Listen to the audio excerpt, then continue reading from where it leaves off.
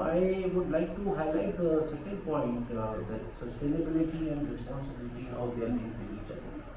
So, if everyone on this planet behave responsibly, whether they are travelers, whether citizens, engage on roads and other places, so obviously the, the sustainability aspect will automatically come. And what are the parameters for being responsible?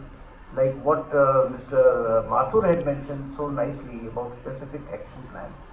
So if the whole the world knows what are the do's and don'ts to maintain sustainability, they can be responsible to the extent of those points, and ultimately the result would be that this earth would be more and more sustainable. Dr. Saraswati's presentation is ready, so I request you to please go ahead. Thank you. Thank you, Mr. Joshi. I am actually not a tourism professional, nor I have any relationship with tourism.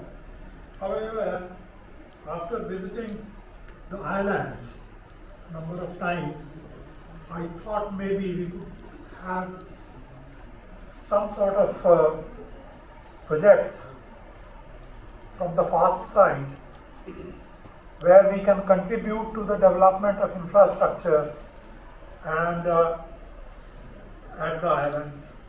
In fact, Government of India has taken a number of initiatives lately in the last couple of years in developing infrastructure in both the archipelagos, the Lakshadweep Islands and the Andaman Nicobar Islands, to boost up the commercial activity and also to support the development of tourism infrastructure in both the groups. So, this presentation is basically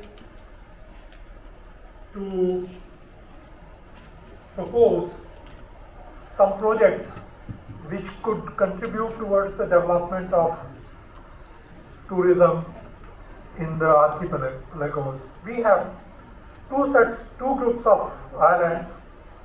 One is the Lakshadweep Island, the other is the Andaman and Nicobar Islands.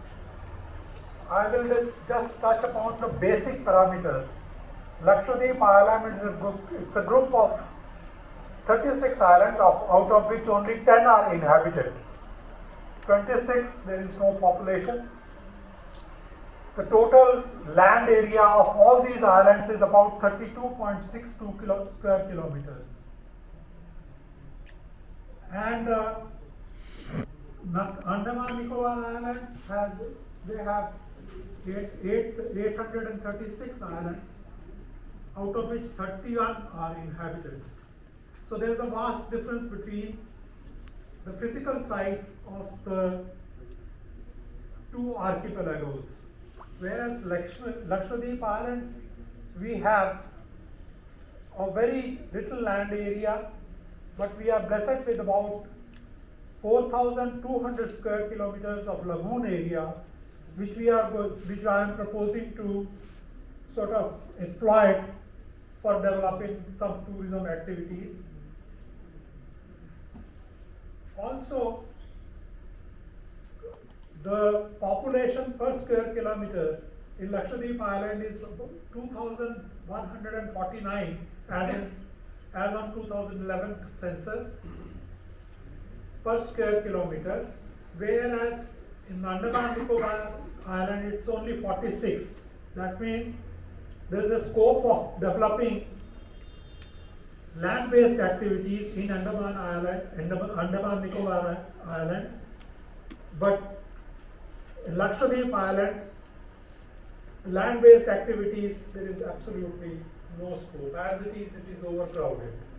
And plus, to conserve the nature, they are not permitting any further constructions also. So that is one thing. Another thing which is quite strange is that the literacy rate at both the archipelagos is very high. Whereas in Andaman Nicobar Island, the literacy rate is 86.63. The literacy rate in Lakshadweep Island is 92.3, which is significantly higher than the whole country. third important thing which is going to affect any development activities in these archipelagos is the seismic activity.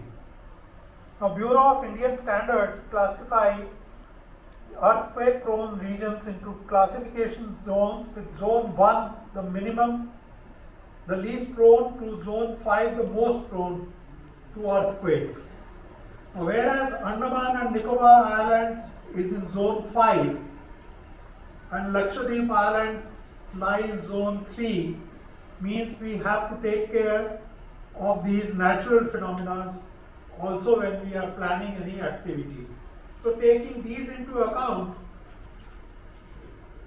I have suggested some projects to meet the common tourist expectations.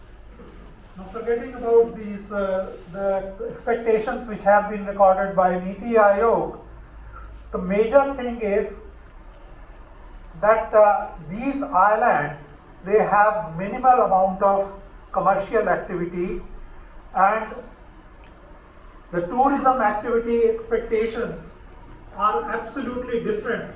A tourist's expectation is absolutely different from those of a business traveler.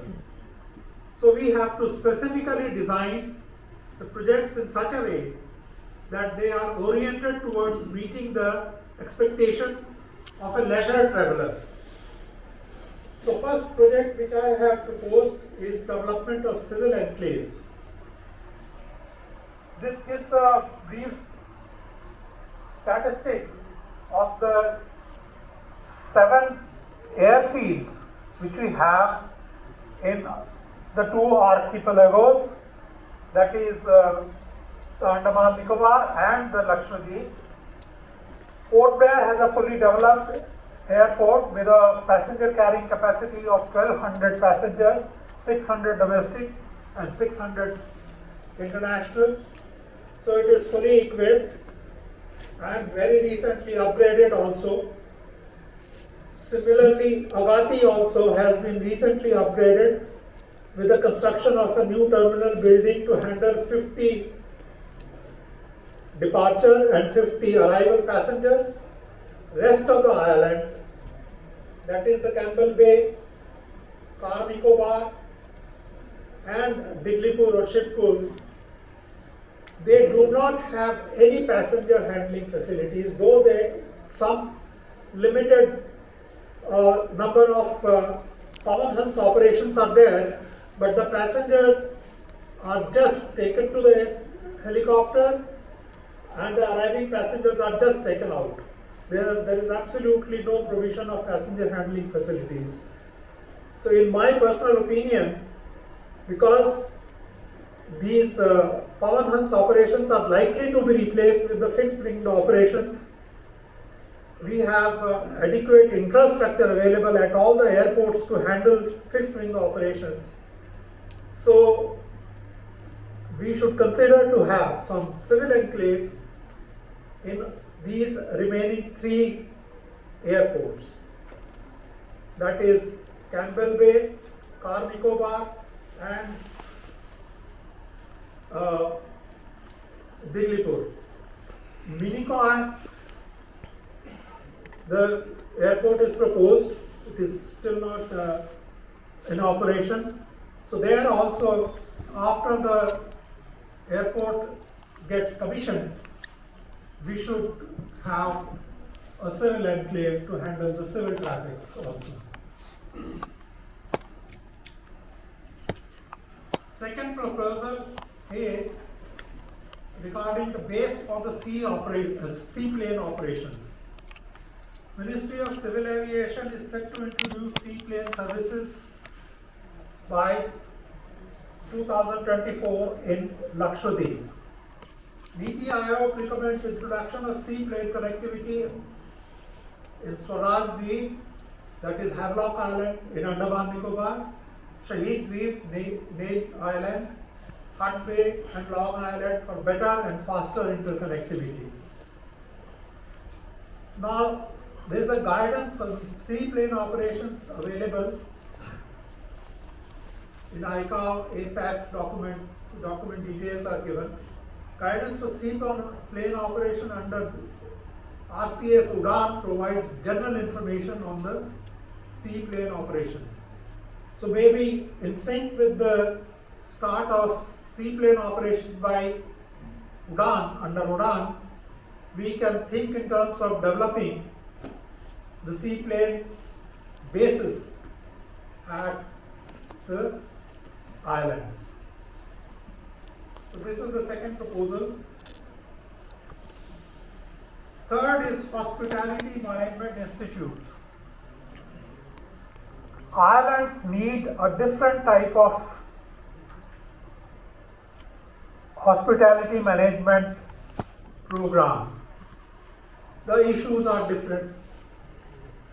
The patrons are different, whereas on land, the hospitality basically deals with the business travelers or the commercial travelers. At the islands, the travelers are mostly going to be the leisure travelers, and their requirements are going to be totally different. So we need to have two hospitality management institutes, one each for Andaman and Nicobar Islands, and the second for Lakshadweep. In addition to the prescribed syllabus, the training should be oriented towards the site-specific requirements. The Lakshadweep has different type of requirements as compared to the Andaman Nicobar Islands. Participation of specialized hospitality industry leaders like Taj Groups or ITC and maybe JW Marriott also can be associated with this development of the institutes. There are some reputed hospitality management, international management institutes like the École Hôtelière de Lausanne, Switzerland, University of Nevada, Las Vegas, Swiss Hotel Management School, again in Switzerland, Les Roches International School of Hotel Management, Switzerland. So they provide, I'm finishing. The fourth is water villas. Water villas, they need still and stable water conditions, and hence the siting criteria is very critical. More than 4,000 square kilometers of lagoon area is available in Lakshadweep, and they are ideal for the implementation of this project.